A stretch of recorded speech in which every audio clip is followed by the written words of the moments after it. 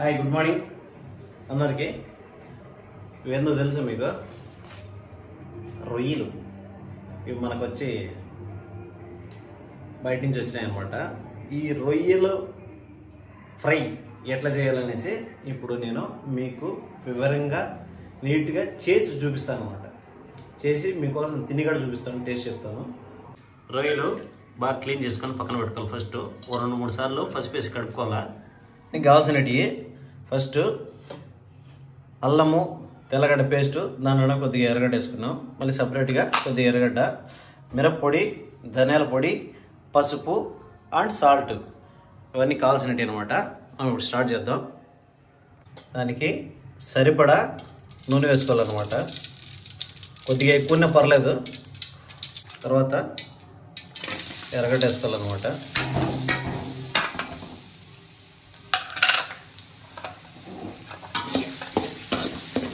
ఎర్రగడ్డ బాగా దోరగా వేగేంత వరకు వేసుకోవాలా. బ్రౌన్ కలర్ వచ్చేంత వరకు వేసి తర్వాత పేస్ట్ వేసుకోవాలన్నమాట. తెల్లగడ్డ అల్లం పేస్ట్.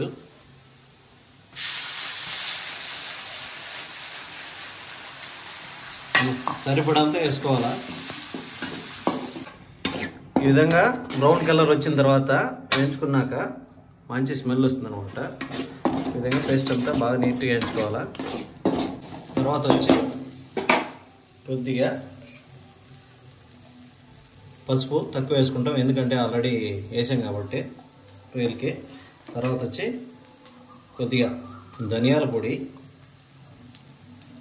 ఒక 2 స్పూన్లు, మిరప్పొడి ఒక 2 స్పూన్లు. తర్వాత వచ్చి కల్లుప్పు వేసుకుంటాం అనమాట. కల్లుప్పు వేసుకుంటే ఫస్ట్లో మనకి లెక్క తెలుస్తుంది ఎంత వేసామని, క్యాలిక్యులేషన్ అనమాట. ఒక అంచనాకి వేసుకుంటాం. మళ్ళీ కావాలంటే లాస్ట్లో సాల్ట్ అయినా వేసుకోవచ్చు. తర్వాత బాగా ఇది కూడా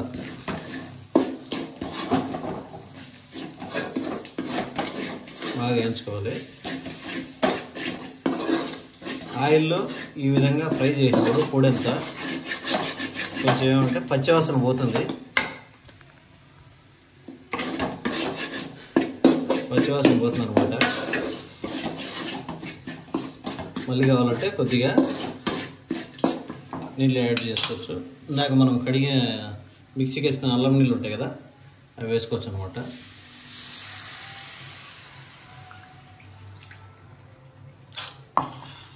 అవి వేసుకొని బాగా కాసేపు కొద్దిగా నీళ్ళు వేసుకొని గ్రేవీలో చేసుకోవాలన్నమాట. లైట్గా మీడియం ఫ్లేమ్లో పెట్టేసి కాసేపు అట్లా కలబెడతా ఉంటే సరిపోతుంది. ఇది బాగా ఆయిల్లో ఏదైనా కానీ, ఎర్రగడ్డ కానీ, టమాటా కానీ, మిరప్పొడి, ధనియాల పొడి కానీ, మసాలాలంతా ఆయిల్లో బాగా కాసేపు వేయించిన తర్వాత అదేమవుతుందంటే ఆ పచ్చివాసన అనేది పోతుంది. ఆ తర్వాత మనము వేస్తే బాగా టేస్ట్ అయితే ఉంటుంది అనమాట.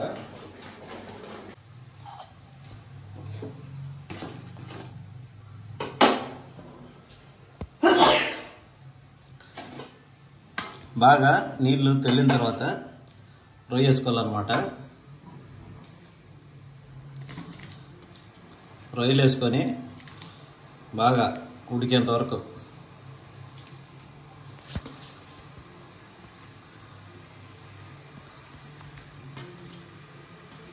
కాసేపు దానికి తగ్గట్టు నీళ్ళు పోసుకోవాలా. నీళ్ళు పోసుకున్న తర్వాత రొయ్య వేస్తాము. రొయ్య వేసిన తర్వాత కొద్దిగా లైట్ కలబెట్టి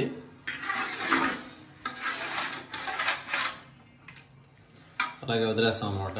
కాసేపు బాగా నీళ్ళంతా డ్రై అయ్యేంత వరకు నీళ్ళని తగ్గే విధంగా చూసుకోవాలా. ఫస్ట్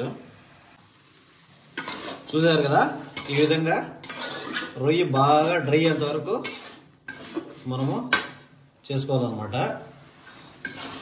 నీళ్ళు ఉంటే బాగుండదు, బాగా డ్రై అయితే తినడానికి బాగుంటుంది.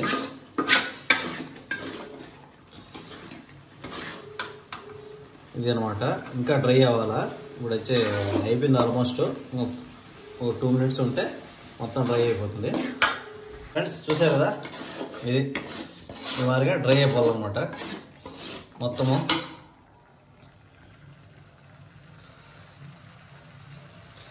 డ్రై అయిపోతే తినడానికి బాగుంటుంది. కొంచెం లైట్ గ్రేవ్ వేసుకోవాలన్నమాట. లైట్ గ్రేవ్ ఉంటే మనకు రైస్లో కూడా తినడానికి బాగుంటుంది.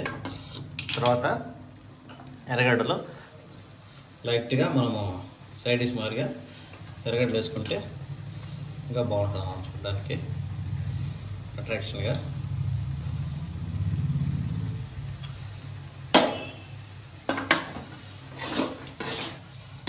Last finishing touch over.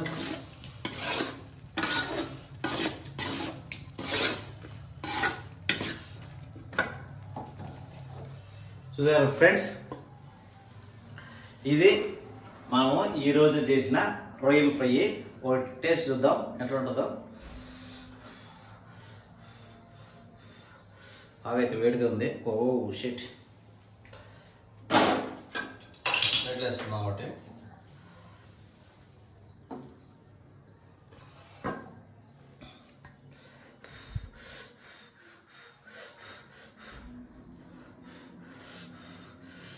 చాలా అయితే బాగుంది. లైట్ గ్రేవీ అనమాట. అన్నంలోకి అయితే కలుపుకుని తినడానికి కూడా బాగుంటుంది. మరీ ఎక్కువ నీళ్ళు ఉంటే బాగుంటుంది అనమాట. ఇప్పుడు మనము దీని టేస్ట్ చూసి చెప్తాం.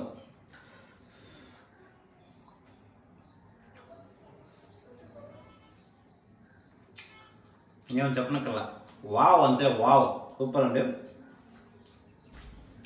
చాలా టేస్ట్గా ఉంది. ఫ్రెష్ రొయ్యలు కాబట్టి బాగా మంచి టేస్ట్ ఉంటుంది. ఎక్కువ రోజులు ఫ్రిడ్జ్లో ఉంటే అంత బాగుండదు అనమాట. ఇప్పటికప్పుడు ఏ రోజు ఆ రోజు చేసుకుంటే సూపర్ అండి, సూపర్. 20 తీసాం అంతే. Okay, thank you. నా వీడియో ప్రతి ఒక్కరికి థ్యాంక్ యూ సో మచ్.